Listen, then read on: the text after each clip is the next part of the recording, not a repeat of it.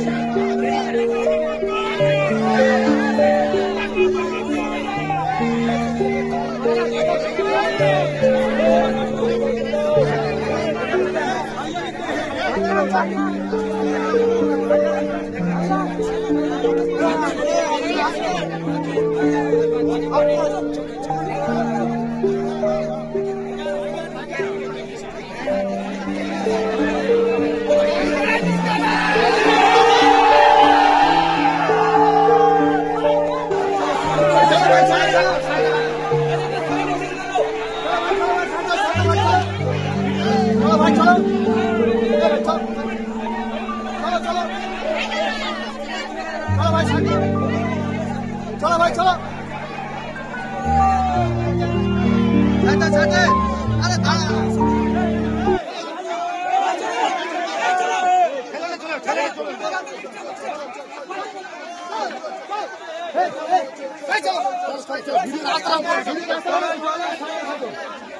चलो चलो चलो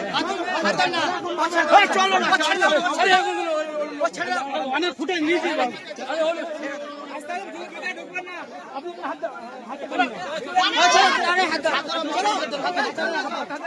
हाथ